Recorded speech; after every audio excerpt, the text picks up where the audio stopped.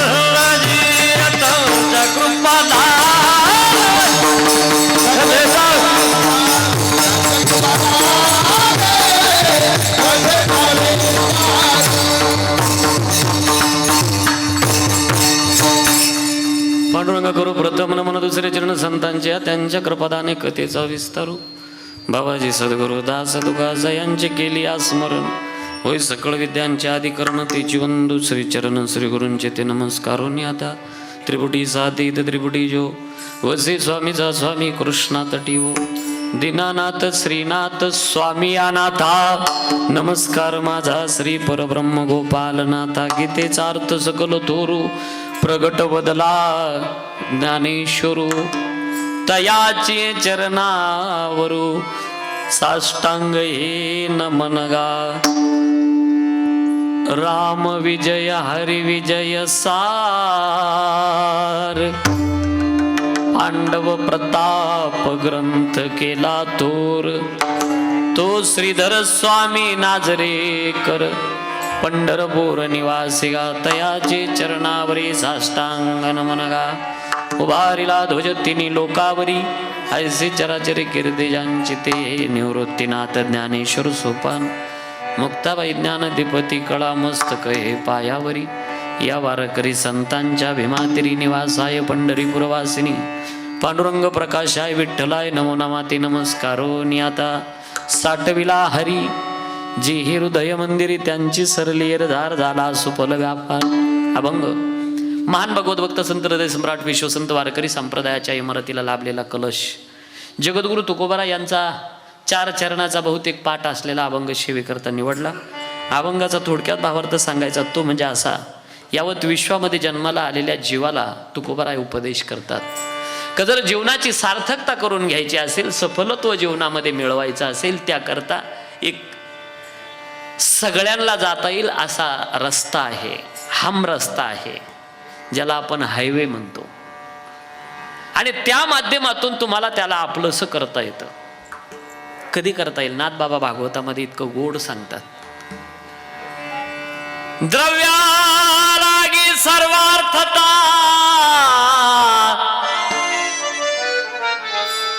जैसे कष्ट ती सर्वथा तैसा जरी कोणी कष्टे परमार्था परब्रह्म तत्वता खेळणे होय गा खेळणे होय. द्रव्यालागी सर्वार्थता जैसे कष्ट ती सर्वता तैसा जरी कोणी कष्टे परमार्था परब्रह्म तत्वता खेळणे होय. हातातलं खेळणं होईल तुमच्या तो. कधी? तुम्ही जितकं प्रेम कांद्यावर करतात उसावर करतात तेवढंच प्रेम फक्त देवावर करा. संसारावरचं प्रेम देवाला लावा. बघा तुमच्या हातातलं खेळणं होईल खेळणं. काय फरक आहे हो संसारातल्या प्रेमात आणि देवावर आम्ही जे करतो त्याच्यात काय बदल आहे? आपण भजनाला जातो, बाबजी बाबा आपण वार निवडले भजना करता, सोमवार आणि गुरुवार. इतर वार काय घातवार आहे का भजनाला? नाही, इतर वारी करू नये का भजन? भजना करता जसे आपण 2 वार निवडले हप्त्यातले, तसे संसारा करता कोणते निवडले? हा फरक आहे. संसारात हे असलेले 7 कमी पडताय. मार्थावर केलं तर हातातलं खेळणं होईल नाथ बाबा म्हणतात. आणि एकदा का तो सध्या चिंता आहे पावसाची. बरं, नित्य उठून या खावयाची चिंता, काय खाऊ कधी काय काय खाऊ. संतांची चिंता मात्र जगत कल्याणाची असते. तो जर एकदा हातात आला का कशाची चिंता राहिला विचारतो. एकदा का घरातला मालक हातात घेतला मग कैची भय चिंता. हा, मग काय सासऱ्याची भीती नाही आणि सासूची नाही आणि जावाचं तर काय चुली झाल्या 2 आणि तुम्ही आम्ही कोण. भीतीच नाही कोणाची. तो हातात आला पाहिजे. एकदा घरातला मालक जर हातात आला तर घरच्या लोकांची भीती राहत नाही. मग विश्वाचा मालक हातात आल्यावर कैची भय चिंता. मग कशाची चिंता? सगळ्यात मोठी चिंता जन्म मरणाची. याच्यातून मात्र मोठं तो हातात आल्याशिवाय सुटकाच होत नाही. हरियाला मंदिरामध्ये साठवता यावं.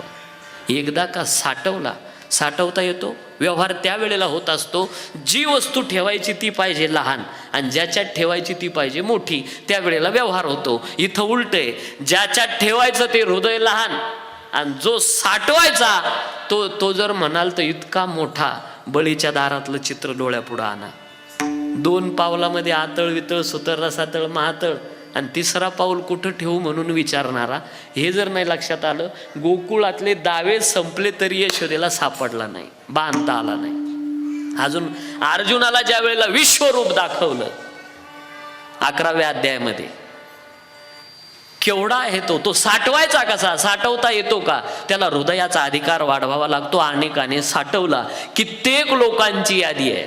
तो साठवता येतो. एकदा का साठविला हरी जे हे हृदय मंदिरी. मग मात्र हे जे दुःख आहे एरधारीचं हे मात्र थांबतं आणि जीवन सफलत्वाच्या दिशेनं वाटचाल करतं. त्यांची सरली एरधार झाला सुफल व्यापार. अभंगाचा सरळ अर्थ तुमच्या समोर मांडला. मी ज्या निमित्तानं या ठिकाणी बोलतोय, सर्वांना ज्ञात आहे की आपल्या गावातील एक प्रतिष्ठित कुटुंबातील पिताश्री कैलासवासी गेनू मुरलीधर गायकवाड यांच्या प्रथम पुण्यस्मरणाच्या निमित्तानं आपण सर्व आप्तेष्ट नातेवाईक मित्रमंडळ ग्रामस्थ या ठिकाणी जमलात. हा जो काही परिवार आहे, कारभारी मुरलीधर गायकवाड, अलका कारभारी, नवनीत कारभारी, कुसुम अरुण गोडशे, विमल रमेश सोनवणे, संगीता संजय शिंदे, गौराम चिमाजी कालेकर, शैलेश बाबासाहेब, त्यानंतर जिजाबाई व हौसाबाई गेनू गायकवाड, बाबासाहेब गेनू गायकवाड, दत्तात्रय गेनू, गजानन गेनू, आशा रमेश खोकराळे, शिला अनिल कोटकर, स्वाती दर्शन मात्रे, दिलीप चिमाजी कालेकर, आर्यन नवनीत गायकवाड, सार्थक दत्तात्रय गायकवाड, अस्मिता गजानन गायकवाड, मंगल बाबासाहेब, संगीता दत्तात्रय, भारती गजानन, पूनम नवनीत, वंदना बाबासाहेब, संस्कृती दत्तात्रय, शेजेल गजानन, श्रेया गजानन, असा हा समस्त गायकवाड परिवार या निमित्तानं महाराष्ट्रातील थोर नामांकित वारकरी संप्रदायात्री मंडळ या ठिकाणी उपस्थित आहे.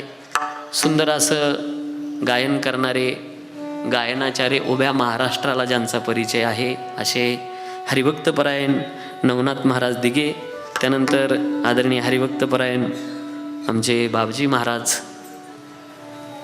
त्यानंतर आदरणीय हरिभक्तपरायण ज्ञानेश्वर महाराज झुरळे, हार्मोनियम वादक आमचे नारायण बाबा, सुदाम बाबा, त्यानंतर उत्कृष्ट प्रकारचा मृदंग वाजवणारे असा गोड हात आहे आमच्या आबीचा. त्यानंतर सुंदर असा सिस्टीम आहे. काय नाव आहे आपल्या सिस्टीमचं? आशीर्वाद. गोड असा माझा लहान आवाज मोठा करून पोहोचवण्याची जबाबदारी त्यांची आहे. ही समस्त विद्यार्थी मंडळी कातळकर महाराजांचे वडंगळी का, ही सगळी विद्यार्थी आहे.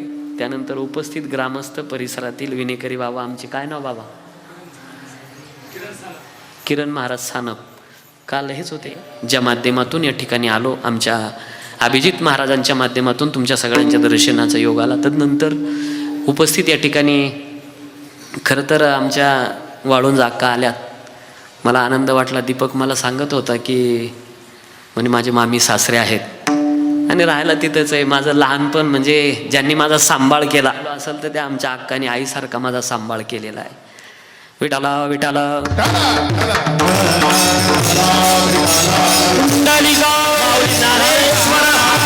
शंकर स्वामी महाराज, संत बहिणाबाई महाराज,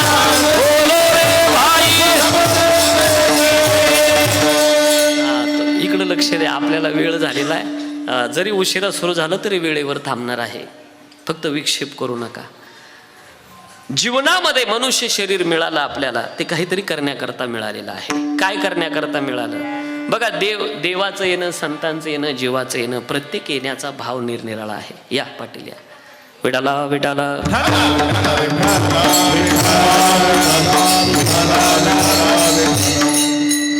मनुष्य शरीर मात्र काहीतरी करण्याकरता आहे. इथं बसलेल्यापैकी मी आपल्याला असं विचारतो,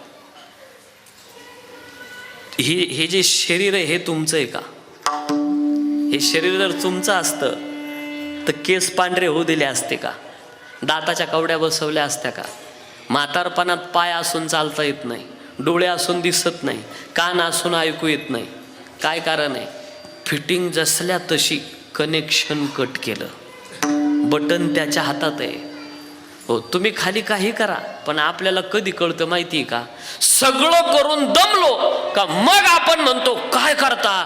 देवाच्याच मनात नव्हतं.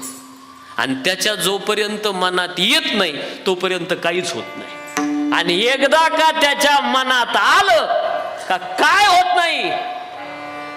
आले देवाजीच्या मना, मग ते काय करतं? चहावाल्याला राजा करतं. याच्याही पुढे जाऊन बोलू का? त्यांना विरोध करणाऱ्याला सुद्धा त्यांच्या बरोबर पाठवू. काय त्याच्या मनात जर आल्यावर एकदा त्याच्या मनात आलं पाहिजे, आपल्या काहीच हातात नाही. ते बरोबर विना म्हणजे बुद्धी बदलवतं माणसाची, त्याच्या हातात सगळं आहे. इथं तुम्ही बसले ना, हे काहीच नाही. आजचा दिवस आपण पाहतो, उद्या उठूच याची शाश्वती नाही. क्या भरोसा इस जिंदगी का? मुळात पहिली गोष्ट, सत्ता आपली कुठंच नाही. म्हणून पत्रिकेमध्ये लिहिलेलं असतं, ईश्वरी सत्तेपुढं इलाज नाही. त्याच्या सत्तेशिवाय कोणतीच सत्ता खरी नाही. चाले शरीर कोणाची आसते, चाले शरीर कोणाची आसते, चाले शरीर कोणाची आसते,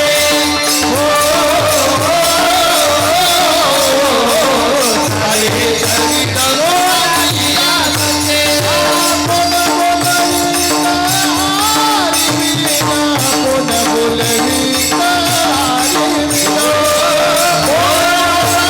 आसते.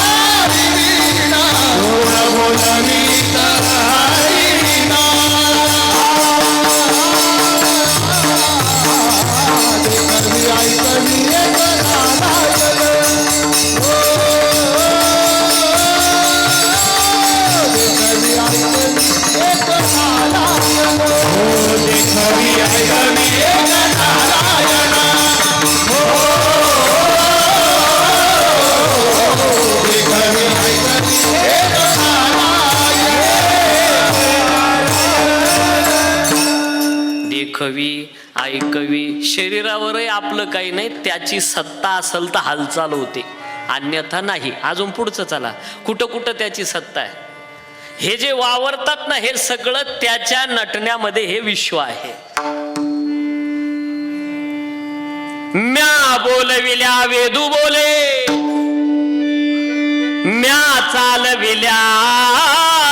सूर्य चाले मी हलविल्या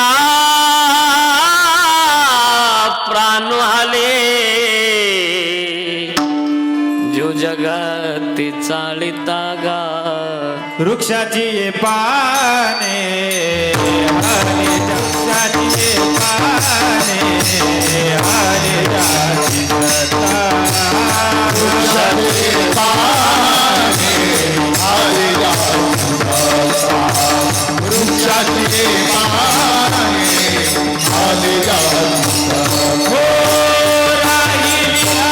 सत्ता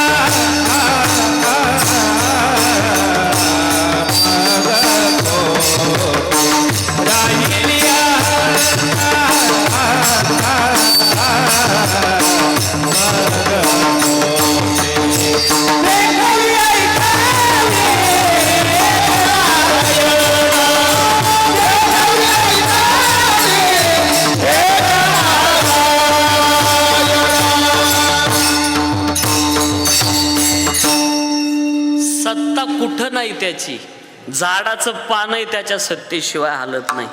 बरं झालं माऊली, मला एक विषय आठवला याच्यावरून. अजून मी तुम्हाला असं विचारतोय, आता जरी पाऊस नसला तरी पाणी जास्त आहे का जमीन जास्त आहे?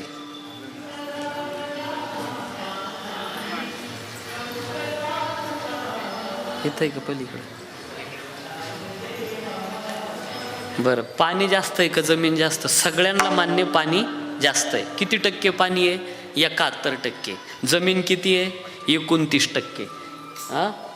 29% जमीन आहे आणि 71% पाणी आहे. मला तुम्हाला असं विचारायचं, घरी जा, मी सांगतो म्हणून थांबू नका, घरी गेल्यावर करून पहा प्रयोग. बादलीभर पाणी घ्या आणि त्या बादलीभर पाण्यामध्ये एक मातीचा ढेकूळ टाका. काय होतं? विरघळतो. म्हणजे जास्त पाण्यात कमी माती विरघळते. हा सिद्धांत आहे विज्ञानाचा. जास्त पाण्यामध्ये कमी माती विरघळणं. इकडे लक्ष द्या, जाऊ द्या. मग आता 71% पाण्यात हा 29% मातीचा ढेकूळ आहे. किती दिवस झाले? काही कमी झाला थोडाफार? अजूनही कमी झाला नाही. 1% तर माती कमी व्हायला पाहिजे होती ना. अजून 1% देखील कमी झालेली नाही. भगवान सांगताय अर्जुना, याला कारण मी आहे. मी निघालो असे भूतळी, समुद्राची महाजळी, अन पासोची ढेपुळी विरेची ना. मी धरून ठेवलंय ते.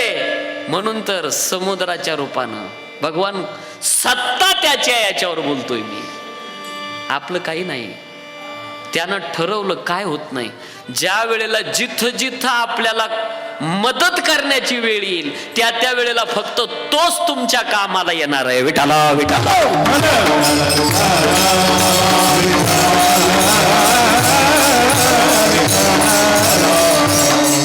बरं, हे वर्ष श्राद्ध 10वा 13वा काय भानगड हो? मी आपल्या लक्षात आणून देऊ. हे जे आपण करतो हिंदू धर्मामध्ये, याला काय कारण आहे? ज्या वेळेला आपला देह अग्नीमध्ये जळाला अग्नीमध्ये, आणि मग हा जीवात्मा जळाला का? जळत नाही, तुटत नाही, मरत नाही. नैनम छेदंती शस्त्राने नैनम दहती पावका. यावे ना या मारावी लागत. असो सदोदित ठाईची ठाई, तो जळत नाही. पण हे मात्र पंचतत्वाचं आहे. पंचतत्व का बना पिंजरा, ये मिट्टी जंगल की भाई तू बात करे कल की, खबर नाही पल की. सेकंदाचा भरवसा नाही.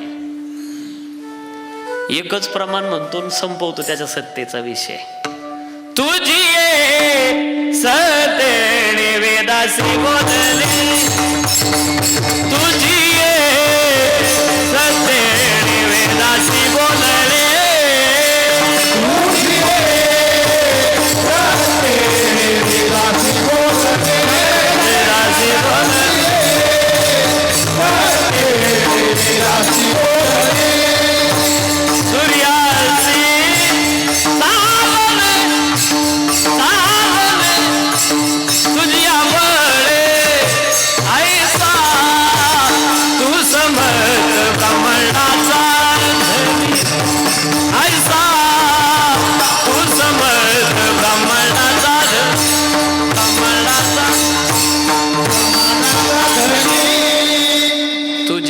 सत्तेने, बरं जाऊ द्या, हा देह अग्नीमध्ये, हा देह जळाला, याची राख झाली आणि याची राखच होणार आहे. तुम्ही किती शुश्रूषा करा या देहाची.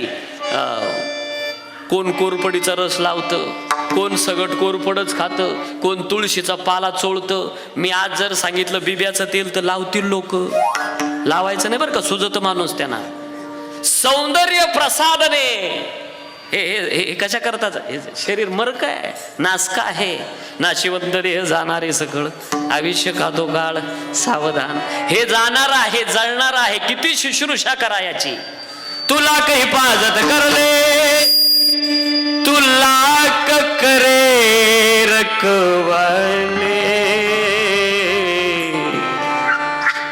उड़ जाएगा एक दिन पंछी.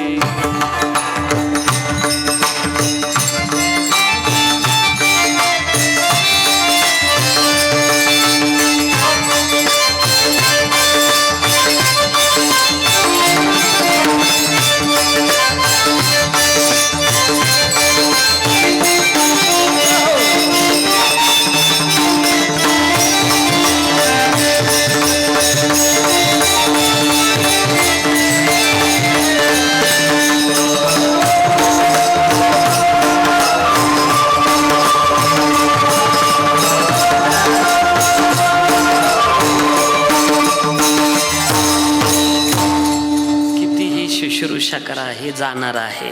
क्षणोक्षणी हाची करावा विचार, तरावया पार भव सिंधू. नाशिवंत देह जाणारी सकळ, हे हे मरक आहे. बरं जाऊ द्या, हा देह जळाला, जीवात्मा कुठे गेला. 3 दिवस त्याच घरात असतो आणि घरातले 3 किती झाले, 10. त्या दिवशी असतो दसक्रिया. मग दसक्रियेच्या दिवशी ज्या वेळेला आपण म्हणतो का स्पर्श झाला, आता त्या आत्म्याला खाली थांबता येत नाही. तो आत्मा कुठं जातो, त्याच्या कर्माप्रमाणे त्याची पुढची गती असते. कर्मानुगो गच्छती जीव एकहा. कुठं जातो तो 10 दिवसानंतर आकाशाच्या पोकळीमध्ये 1 वर्षापर्यंत त्याची भ्रमंती असते. ज्याला पुण्यस्मरण म्हणतात, श्राद्ध म्हणतात. म्हणजे आजच्या दिवशी त्या आत्म्याला नवीन देह मिळत असतो त्याच्या कर्माप्रमाणे. म्हणून हे पुण्यस्मरण आहे. आणि तो कधी मिळतो, दुसऱ्या प्रहारी मिळतो. म्हणजे दुपारच्या वेळेला तो देह मिळत असताना भगवंताचं नामचिंतन त्याच्या नावानी चाललेलं असावं, म्हणून हे कीर्तनाचं आयोजन असतं. विठाला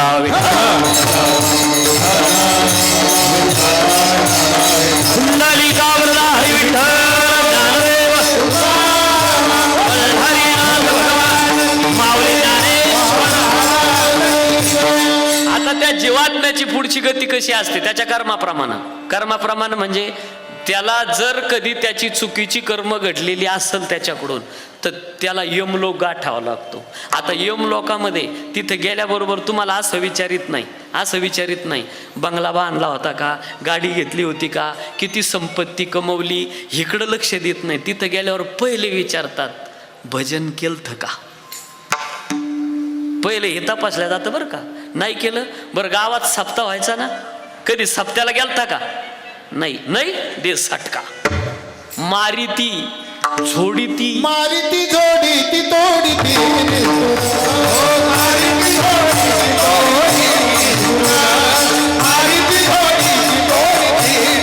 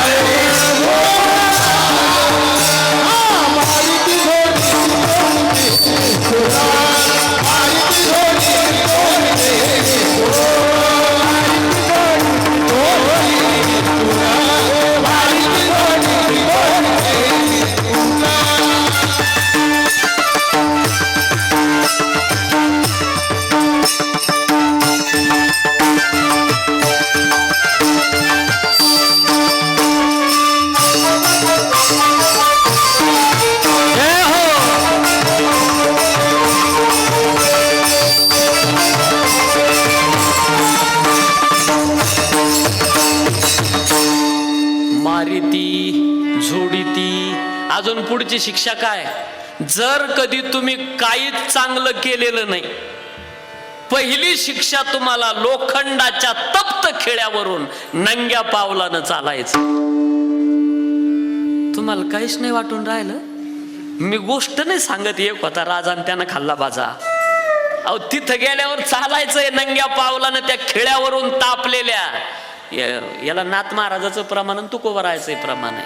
बरं, इथं जर तुम्हाला सूट मिळवायची तर एक काम करायचं, तीर्थक्षेत्राकडं चपला दान करायच्या.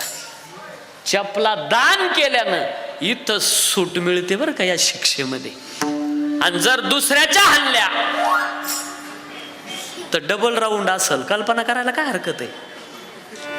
जोपर्यंत माझ्या हे वाचण्यात आलं नव्हतं काशीखंडाचा विषय, माझी चप्पल गेली का मग कार्यकर्ते म्हणायचे महाराज तुमची गेली ना, घ्या कोणाची घालून, आणि मी घ्यायचो घालून.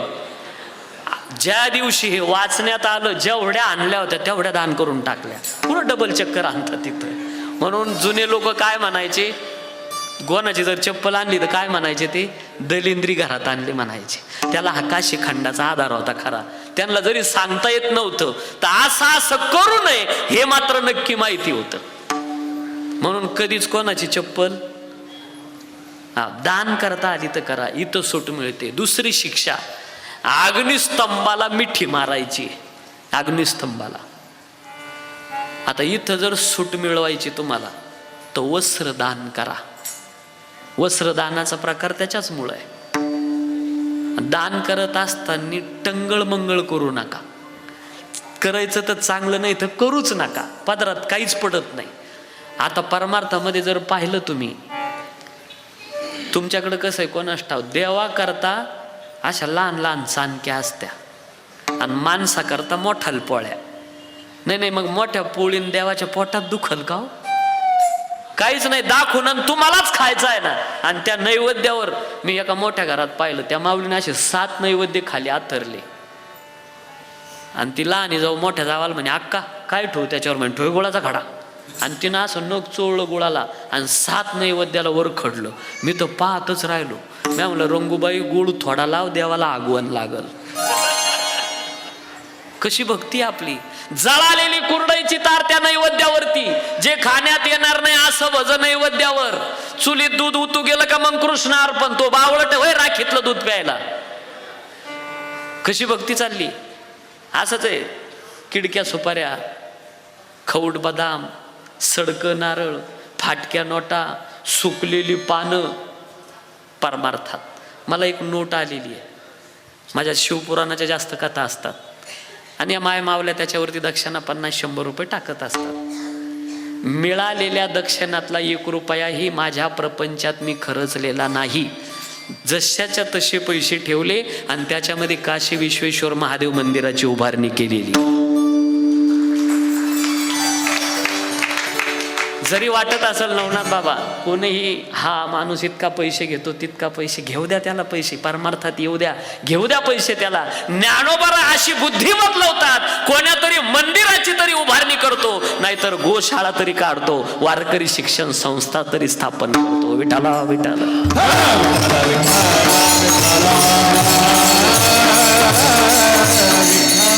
ग्रंथावरती मला एक नोट आलेली, मी अजून जपून ठेवली. ती अर्धी 50ची आणि अर्धी 100ची चिटकवलेली. मग डोकं चालना. 6 महिने झाले मी संभ्रमात आहे. हिला 150 म्हणू का 75 म्हणू. चांगल्या वस्तू लोक दान करत नाही. मला वाटतं इकडच्या पेक्षा इकडं पटकन कळल. मी तुम्हाला विचारतो, या साडीच्या अपेक्षेनं कधीच कुठं जायचं नाही. ही हलकीच आहे, ही भारीच आहे, असं चाललेलं असतं. काय त्या मी घराचं काम काढलं त्यावेळेला दुसऱ्या रूममध्ये गेलो तर नगरपालिकेच्या ट्रॅक्टरची ट्रॉली भरल इतक्या साड्या असाल. वा काय एवढं गबाळ. एक सांगू तुम्हाला, मरक्या वस्तूवर प्रेमच करू नका. वस्तूवर प्रेम करा, आसक्ती होते. संसारावर प्रेम करा, दुःख मिळतं. माणसावर प्रेम करा, धोका बसतो. जगामध्ये प्रेम करण्याच्या लायकीचा फक्त माझा पंढरपूरचा पांडुरंग. प्रेमच करायचा असेल तो कधीच धोका देणार नाही. मेरे इस दर्द दिल को आधार चाहिए, काली कमली वाला मेरा यार चाहिए, काली कमली वाला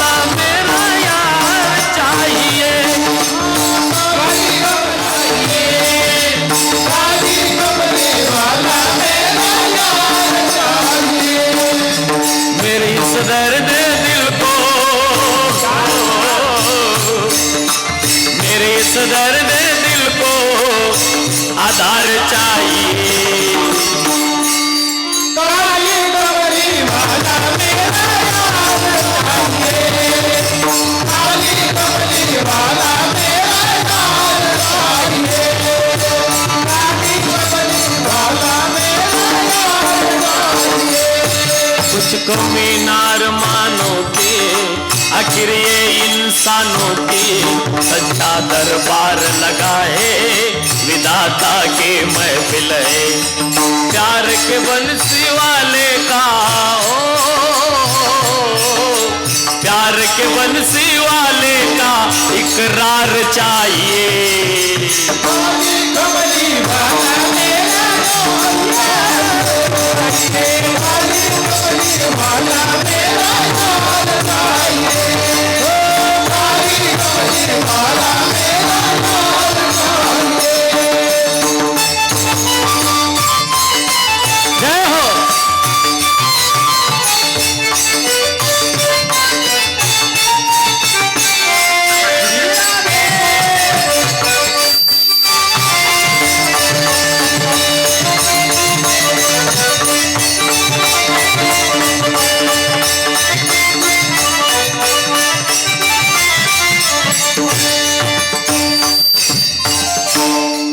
प्रेमच करायचं त्याच्यावर. या मरक्या वस्तूवर काय प्रेम. तुम्ही साडीच्या अपेक्षेनं कधीच कुठं जाऊ नका. इकडं लक्ष द्या. तुम्ही लग्नाला जातात, 200 रुपयाचा कुरडईचा सोऱ्या घेणार, तिथं नेणार, आहेर करणार, लगेच निघत नाही.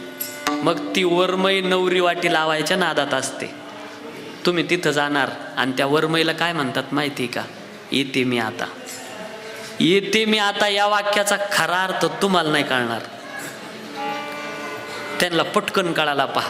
येते मी आता या वाक्याचा सरळ अर्थ होतो मी जे आणलेला आहे सोऱ्या त्याची साडी. बरं, हे लग्नावाले लय हुशार राहते. हर माल 70 रुपये. आणि मग अशी 70 रुपयाची साडी तिच्या हातात पडली का एकटीच बाई बोलत चालती. मला येडेपणा झाला, मला बावळटपणा झाला. मी चांगली म्हणली होती पप्प्याच्या बापाला, तुम्ही जा आणि 51 रुपये आहेर करून या. कुणी कोण आबुदे आले आणि लग्नाला आले पहा, एकटीच बोलत चालती. मला माहिती होतं याची अवलाद किती घाशेली म्हणून. रात्रभर झोप नाही तिला. 200चा सोऱ्या 70ची साडी, 200चा सोऱ्या 70ची साडी. सकाळी उठली, अंगण झाडायला शेजारची बाई साडा टाकायला, कधी आल्या लग्नावरून ये सांगते तुला. काय बाई सकाळी सकाळी आठवण काढून दिली. तिच्या पुढे ही साडी टाकी ती आणि तिला म्हणती, पाय ना हा पोतारा. पण या पाय, तुला सांगते मी साधी नाही, मी लई पक्क्या मिठीची आहे. मी ही साडी अशीच ठेवीन आणि तिच्या सोनाला नेसून देईल, तर बाई खरी वा. काय या मरक्या वस्तूवर प्रेम करता? दान करायचे तर चांगले वस्त्र दान करा, इथं सूट मिळते. अग्निस्तंभाला मिठी, इथं आपण आहोत. पुढची शिक्षा रक्ताची आणि पोवाची नदी आहे, त्याच्यात विषारी सर्प आहे, ते माणसाला दंश करतात, त्याच्यात पोहत चालायचं आहे. या शिक्षेतून कधी सूट होईल? मिळेल. ऐका काशी खंडातली ओवी किती गोड आहे.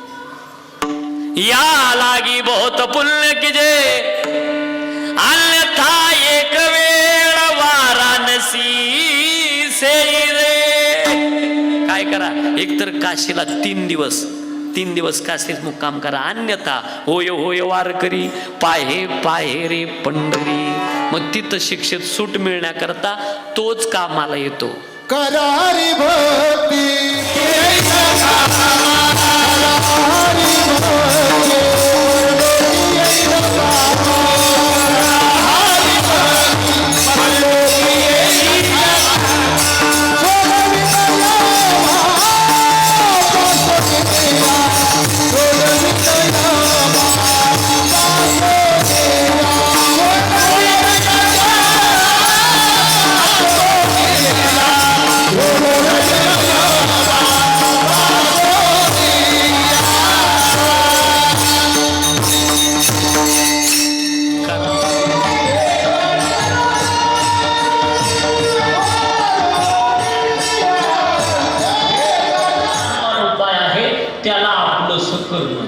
आपला तो एक घ्यावा, तिने जीवा सुख. मग काय करायचं? त्याला आपल्या हातात घ्यायचं. मग कशाची चिंता? अभंगाच्या 3ऱ्या चरणात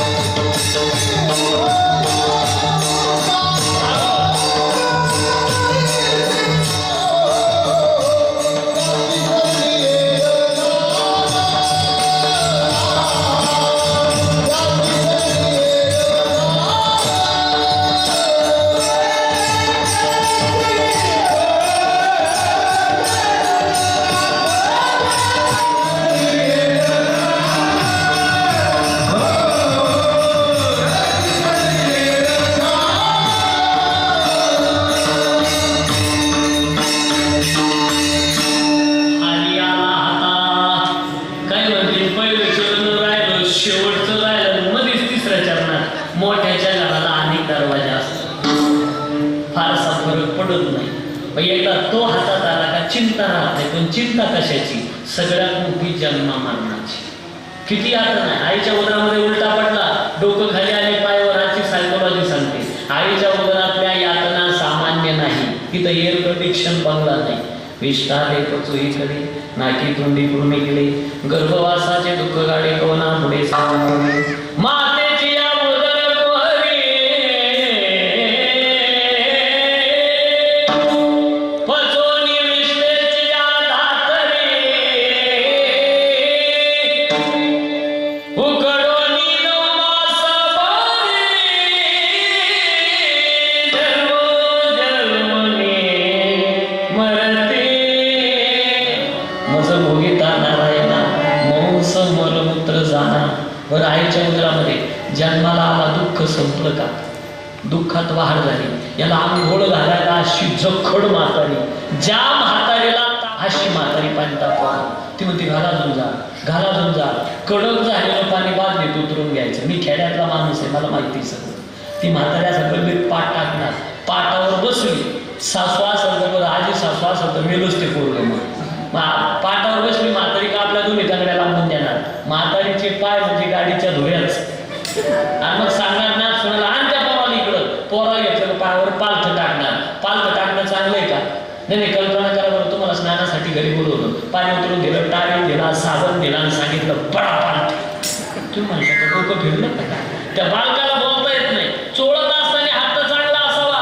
या म्हातारीने जर एखाद्याच्या पाठीवरून हात फिरवला तर असं वाटतं जणू काय एखादी पोरटीच वर पडली की काय. तेवढ्यावर थांबत नाही. उतारा केला का उजवा हात डावा पाय, डावा हात उचा पुरागडी व्हायला पाहिजे. मला वाटतं संसारात सुरू होणाऱ्या तानातानीची सुरुवातच इथून असते काय कुणा पुन्हा असा उभा धरायचा. सांग पुन्हा जन्माला येशील का? तो म्हणतो हिच्या आंघोळीतून वाचलो तर आपल्याला नाशिकचा कुंभमेळा पाहायला मिळेल. एवढ्यावर थांबत नाही. डोकं ठोकायचं, बोलवायला पाहिजे, कानात फूक मारायची आणि एक तांब्या ओळून असा शेजारीच्या अंगात ठोकून द्यायचा. जाऊ दे तिच्या नातवाईवर लोक. एवढं त्याचं नाक थोडं चपटा असावा. आता नुकतं जन्माला आलेल्या लेकराचं नाक तरी केवढं असतं, पण ही म्हातारी गप्पच बसणार नाही. असं 2 बोटांनी त्याचं नाक धरणार, कोवळी का तरी त्या लेकराची, पण असं 2 बोटांनी धरणार. कोणावर पडलं करून, कोणावर पडलं करून. म्हातारीचे बोट म्हणजे वायरमनची पकडच. अहो भेदरलं ते पोरगं, झोळी टाकल्या टाकल्या झोपत. आणि मग शेजारची बाई तुम्हाला विचारते का हो झोपला का? तुम्ही काय म्हणतात माहिती का? आत्ताच नांदला त्याच्यामुळं झोपला. हा तुमचा गैरसमज आहे. नांदल्याला नाही झोपला तर ताणल्यानं झोपला. किती आता हे बालपणातलं दुःख. तारुण्यामध्ये इंद्रिय आवडत नाही. त्वचा पाहे मृदूपण उदरवंची पूर्णान श्रवण मागती गायन मधुर ध्वनी आला ग्रामं जदपारी माळा रूप पाहवया डोळा हस्तवांची ती केळा नानलेला स्वभावी पायवांची ती गती ऐशी ओढा उडीती. ज्ञानोबराच्या एकाच ओळीमध्ये सगळा भाव आहे. आपुली आपण पेया इंद्रिय येती आया आणि याहुनी काय धनंजया सार्थकासे. इंद्रिय आवडत असतानाच्या दुःखाचं वर्णन केलेलं आहे ज्ञानोबराने. पार साहेब बिघडता होय ओ हावनी वत्स काढिता ना तरी भडक ढवळीता भान हा वरून निघा. इंद्रिय आवडत नाही. मी इथं बसलेल्या पैकी असं विचारतो, दारू पिणाऱ्या माणसाला कळत नाही दारू वाईट आहे? कळतं त्याला, पण घोटाळा एक आहे, सुटत नाही. याचा सरळ अर्थ इंद्रिय आवडत नाही. विठाला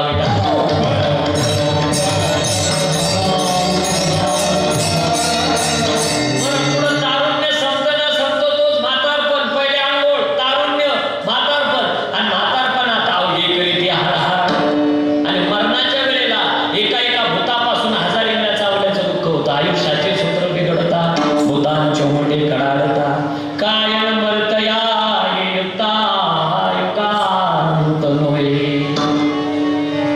किती यातन आहे देवा नको पांडुरंगा परमात्म्या सफल होईल जीवन असं काहीतरी करावं लागेल नको देवा हे जन्म मरणच नको ती चिंताच नको अभंगाच्या दुसऱ्या चरणात काही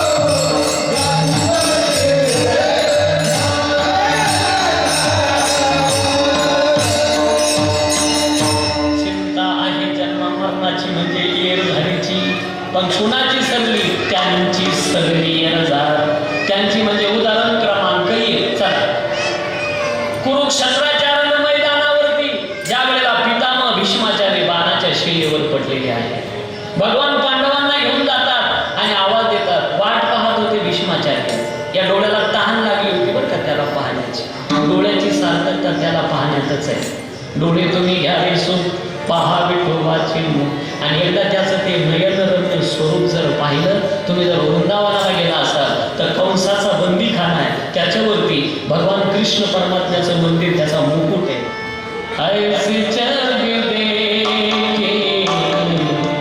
मैं वृंदावन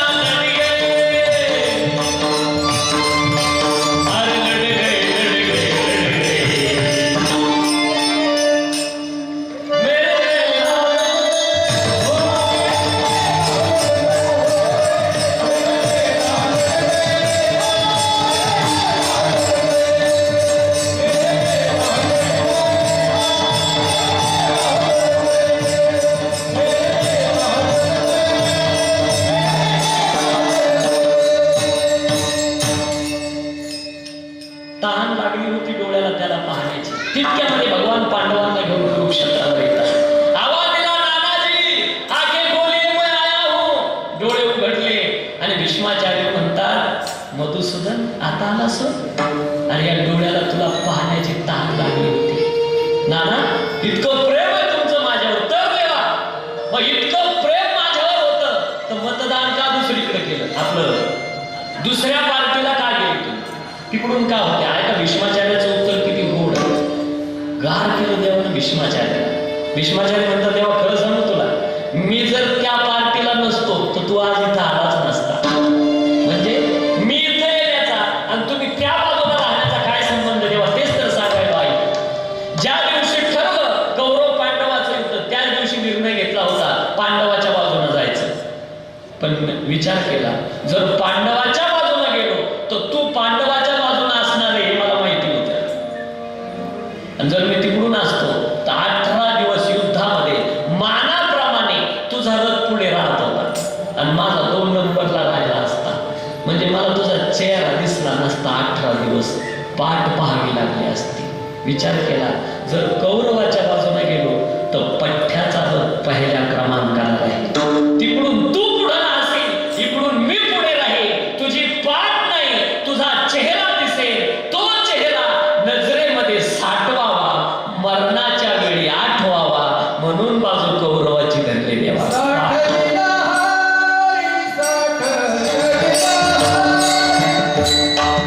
म्हणून बाजू कौरवाची धरली देवा.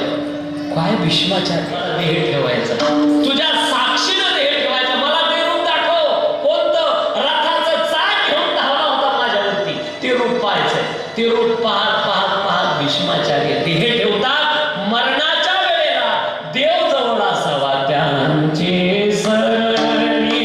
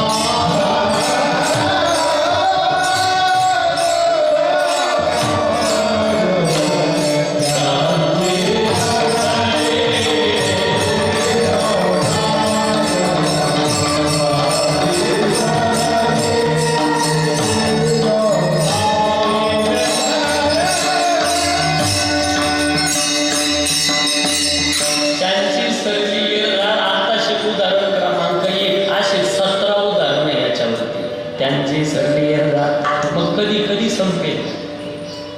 ज्या वेळेला तुम्ही हृदयरूपी मंदिरामध्ये हरीला साठवाल बघा तुमचा व्यापार सफल होतो की नाही, एरझार थांबते की नाही. अभंगाच्या पहिल्या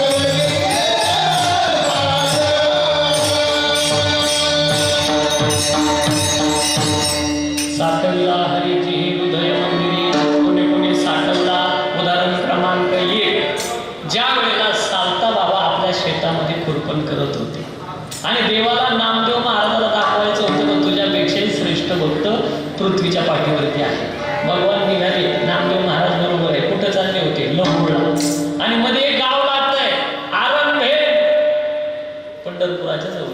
आणि या आरणमध्ये सावता बाबाची शेती, विश्रांतीला थांबलेले सावता बाबा आणि पांडुरंगाचं नामा जरा हिरवं दिसतं, पाणी पिऊन आलं. गेले भगवान. आणि सावता महाराजाने असा विळा खोडलेला होता तो, मांडीभर गुडघाभर धोतर मळालेलं फाटकी बनली आहे.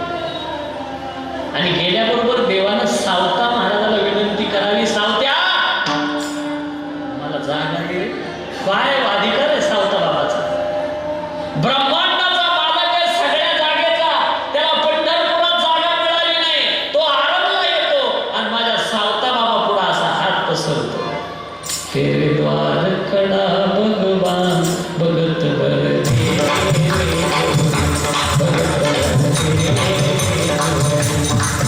तेरा होगा बड़ा एहसान, तुझ मुझ तेरी रहेगी शाम. भगत बरने भगत बरने डोल उठी है सारी दुनिया देख करके, डोला गगन है सारा. दीप मांगने आया तेरे घर, जगत का पालनहारा रे, जगत का पालनहारा. तू मुझको जरा पहचान, जुग जुग तेरी रहेगी शाम. भगत बरने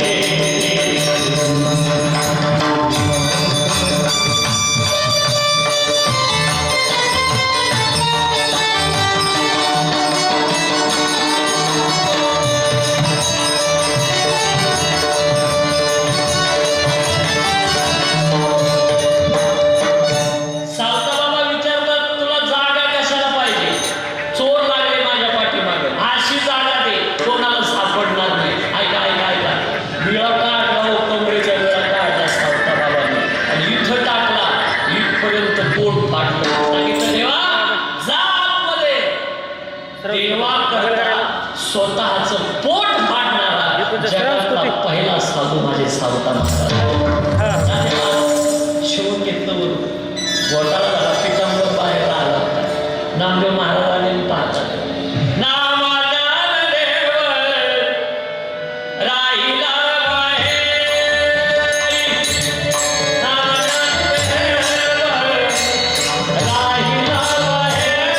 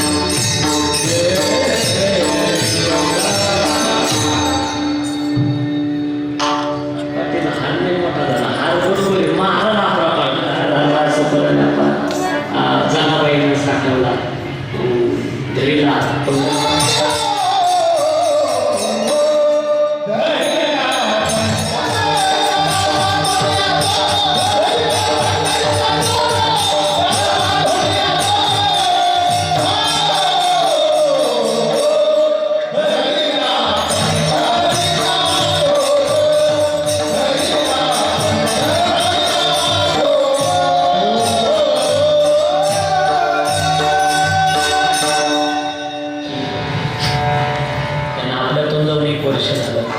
त्यांची जी काही मुलं आहेत, ज्या वेळेला बाप जातो ना दादा, बाप काय असतो हे सांगतो. असताना कधीच नाही कळाला बाप काय असतो ते, नाही कळत बाप, कारण हा झाकलेला कलाकार असतो. जीवनातलं दुःख कधी घरच्या लोकांसमोर प्रकट करत नाही, पडद्याआड थांबतो आणि एकटाच कुठंतरी जाऊन रडणारा बाप असतो. बाप हा पाठीचा कणा आहे, पाठीचा कणा आहे.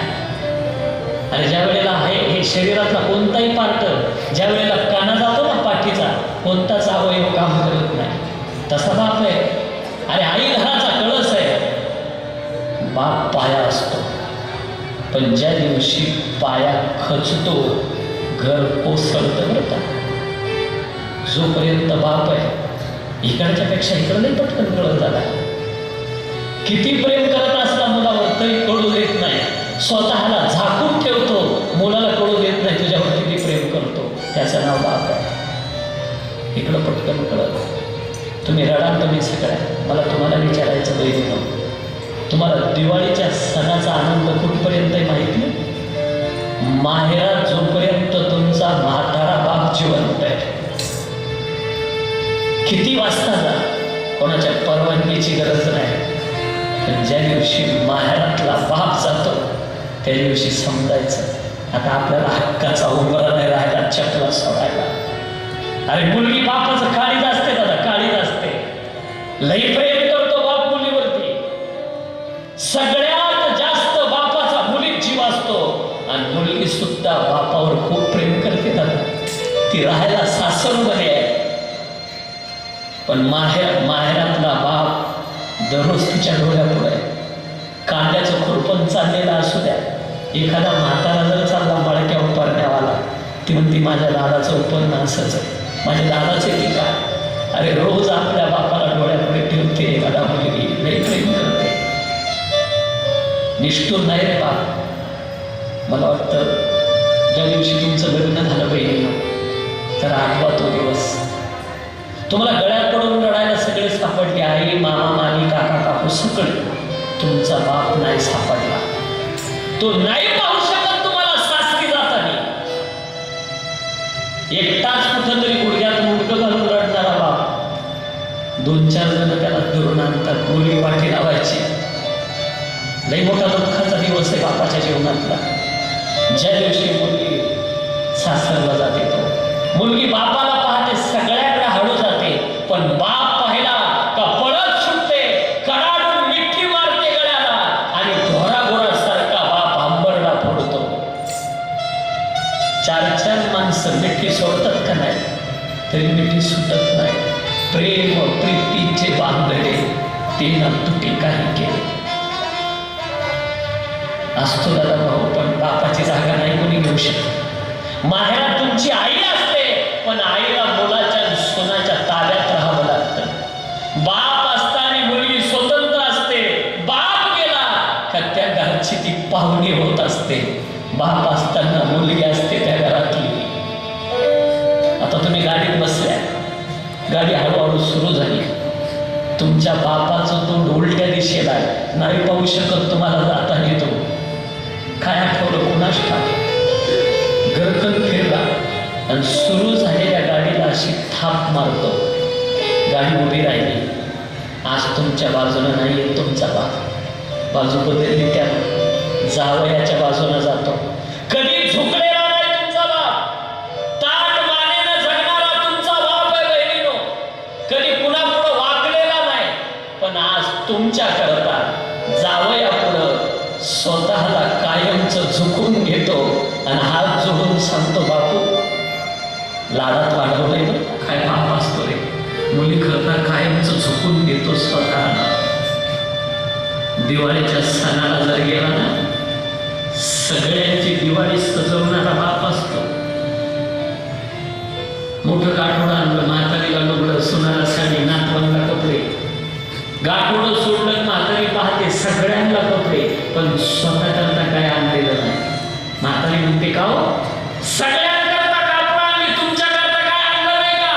म्हातारा सांगतो, म्हातारी माझ्या बापाची कापडच नव्हती बघ.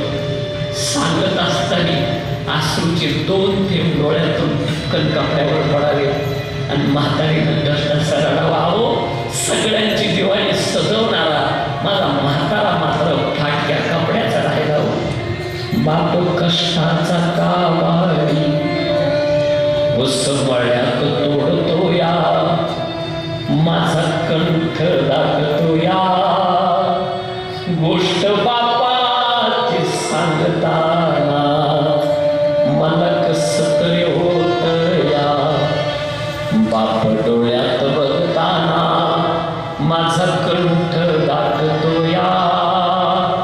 गोष्ट बापाची सांगताना बाप कष्टाचा कावाडी उसमळ्यात तोडतो या. भाकर पोरांना ठेवून कांड उसाच चाकतो या. खमीस खवाटी फाटलेलं सुई दोऱ्यानं शिवलेलं माझ्या बापाच्या धोतराला सदा थिगळ जोडलेलं. आली जत्रा गावाची बाप जत्रत जायाचा. उदार पादार कापड पोरांना न्यायचा. जुन्या पाटक्यान बाप जत्रत फिरायचा. आमच्या सुखाची चिंता बाप सदा मनात करायचा. बाप सदा मनात झुरायचा. लग्न लेकीच करीन डांगा डोंगा वंड्यासाठी. शेत मळ्याला विकीन असा कणवाडो बाप. जेव्हा सोडून या गेला असा कणवाडो बाप. जेव्हा सोडून या गेला. शेवटची एक विनंती करू आपल्याला, आपला बाप म्हातारा वेळेला टाकून बोलत जाऊ नका. ज्या वेळेला एक शब्द तसं त्या बापाच्या काळजात घाव पडत असतो ना, नका टाकून बोलत जाऊ. एक वेळेला जेवण दिलं नाही ना, नाराज होणार नाही बाप तुमचा, पण एखादा वाकडा शब्द बोलले 10 वर्ष जगणारा तुमचा बाप 5च वर्षात जाईल. सांभाळा माझ्या दादा. झालेली सेवा माऊली ज्ञानोबा यांच्या चरणी समर्पण करून शिबिरापूर्ण विराम देतो. ज्ञानेश्वर